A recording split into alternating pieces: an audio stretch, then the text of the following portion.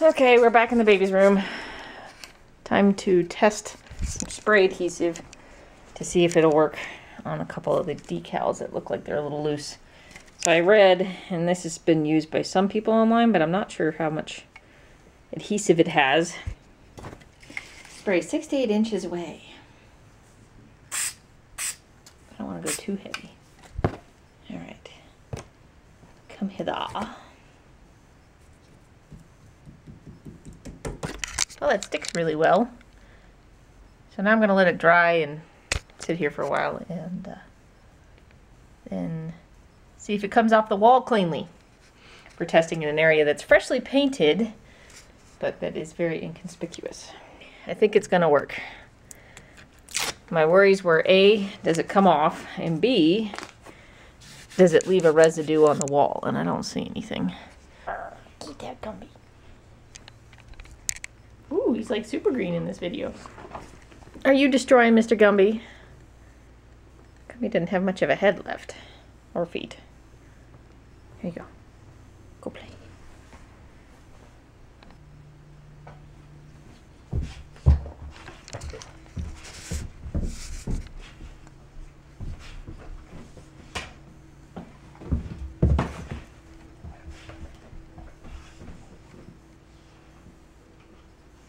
Reese and her Gumby are having it out. Hey, there's Gumby's eye. Look at that. I'm glad you don't eat that stuff. Dexter, look, you got a plant over your head. I know.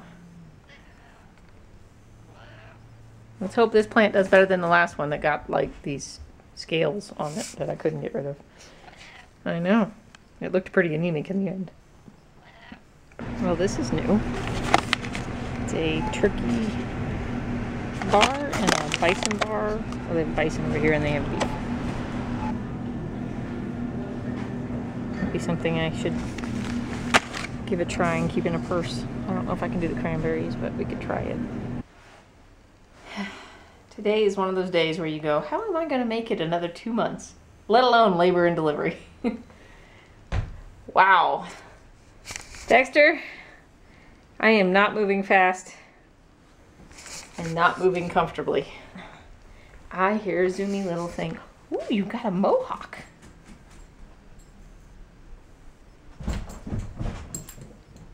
Anyways, just one of those days.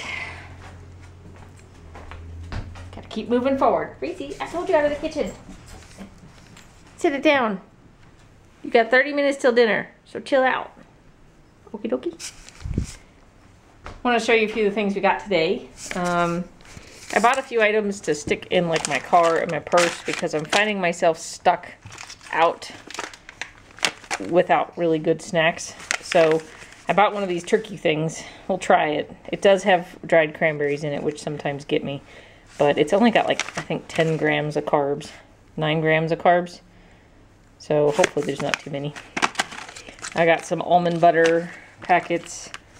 I got some raw pecan butter. I'm going to try this. I think I do better with pecans than I do almonds. And a real meat stick. I know I could make my own beef jerky and it'd be all butter and stuff, but I don't. So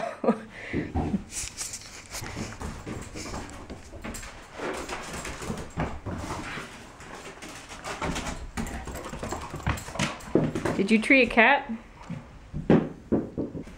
Sheesh, you guys are interrupting today. You know, I got the essentials like toothpaste, some soap. Tonight we're going to do, basically I chop up all these veggies. I usually add in some spinach. I'm going to try a little kale as well. Chop up some chicken. I saute it all together.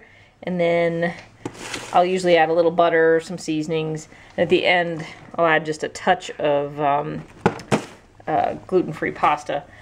I know this isn't paleo, but I need to have a little carbs with every meal. And it makes hubby happy. By the way, this is really, really, really good gluten-free pasta.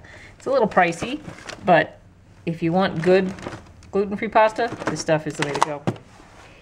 Oh, I got some nuts as well. Maybe something I can put next to the bed and eat in the case of emergency. Oh, and you gotta have your chebe bread.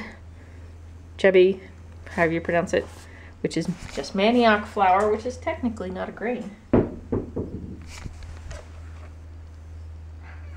What are you doing in the kitchen? You should try this stuff. It's actually not too bad, especially the little rolls. They're really easy to make, and the husband loves them, which is always a plus. Because, you know, he's not gluten-free, so. Here you go. Bye. All right, let's get this all put away so I can start prepping dinner and then get you guys dinner and finish some of my chores. You get in there. Do you not fit? I don't fit.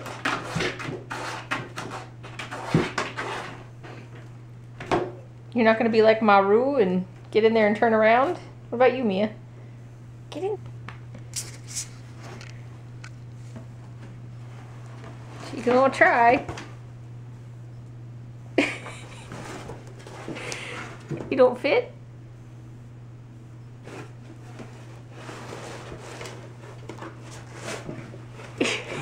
You're gonna give it your best?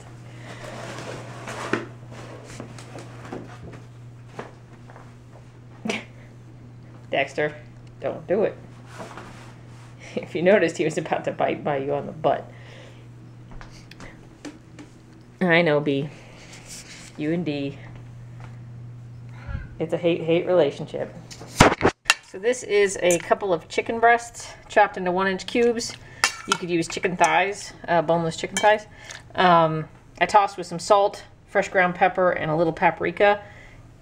I don't put a lot of seasoning on because lately I just can't seem to handle anything, but cayenne's really good. You can make it more of a Cajun type thing. You can go more herby. You can do some rosemary and thyme, things like that. But really, this is kind of just salt, pepper, paprika for me. Nice and simple. And then I chopped up a small yellow pepper, a small red pepper, and half of a bell pepper, a small zucchini squash, and a small yellow squash. And, you know, chop them to the size you like. I love how this camera turns all the colors funny. So what I do is I saute the chicken in a little oil. I'll use the avocado oil until that is just done. Take it out of the pan, set it aside. Then I'll saute the vegetables, and I'll probably start with the peppers, then add the zucchini because they don't take as long. If you can eat them, maybe half of a cut up onion and a couple cloves of garlic is a good addition. And then I'll cook the pasta on the side, and then once the veggies are to the tenderness you like, add the chicken back in, add the pasta, add a little butter. You can add a little cream if you're doing dairy. Check your seasoning, salt, pepper, whatever you want to add, and that's it. Got a lot of vegetables in there, and guess what? My picky vegetable husband eats it. Yes, that's why I cut a lot of this stuff up fairly small. It makes him eat it better.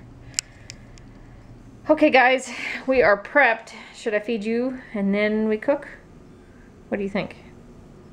One thing you can look up is Emerald has a recipe for Bayou chicken pasta, which is kind of similar to this, but it'll give you some seasonings if you want. I probably add more vegetables in his recipe, and I think he's got a lot more cream and Parmesan. You can always, oh, that's another one you can add in there is a little bit of shredded Parmesan if you want a more creamy type fettuccine flavor. Hi, are you hungry? Is that a yes? I would like some dinners, please. Here's your tip of the day. Please ignore my dirty stove. I haven't scrubbed it in a couple of days. So, cooking with stainless steel. I'm sure some people get a little intimidated and don't want to cook with stainless steel because they say everything sticks and it's hard to clean. And, you know, we've been cooking with stainless steel for so long and I've never had a problem. From a cooking standpoint, especially for meat, first things first, heat your pan. On my stove, between 4 to 5 on my large burner. So about medium to medium high is what I cook most of my stuff on. So let it heat up. You'll feel the pan actually get warm. If you put your hand right over the pan, not touching of course, you'll start to feel it warm up. You want it hot. Once it's hot, add your oil, just a little bit. You don't need a ton of oil. Some people think with stainless steel you got to cook with a ton of oil. You do need a little bit, but you don't need a lot. While that's heating up, I'm going to give you another tip. A scraper. I got this for like $2 at like, I don't remember, Crate and Barrel or something like that. I think you can buy them just about anywhere. It's just a little scraper. If I have problem food, soak it for a few minutes while I'm doing the rest of my dishes. Come back, scrape the pan, and then I scrub. I use these non-abrasive scrubbies that I can get from Costco. Another Costco plug in bulk. And that's it. It actually isn't that hard to clean. Once your pan is giving off a decent amount of heat, next step, add the oil and let it heat up just for a little bit. I don't add an obscene amount of oil. Maybe that was a tablespoon. Coat the pan. Add the meat. Hold on, I need 2 hands for this. You sit.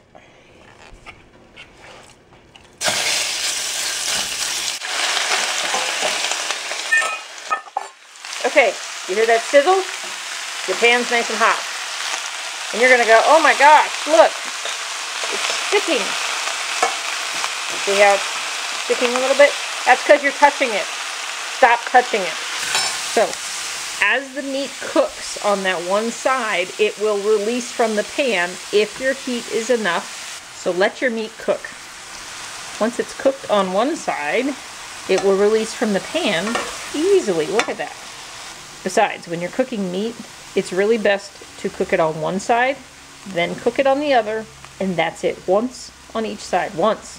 Otherwise, you keep heating it up and you dry your meat out and it takes forever to cook. So, now I got a lot of chicken in this pan. You could probably go with a little less because what's happening now is it's sort of steaming. But I don't mind with chicken. If you're trying to brown things, make sure you don't overload the pan, any pan. If you get a little brown bits on the bottom, just add a little moisture when you're at your next stage, and those will release from the bottom of the pan and they will flavor your dish. There's your tip for the day. Stainless steel is not that scary. Just get it hot, let your meat cook on one side, then it'll release from the pan, and then you can move it around. Got it? Good.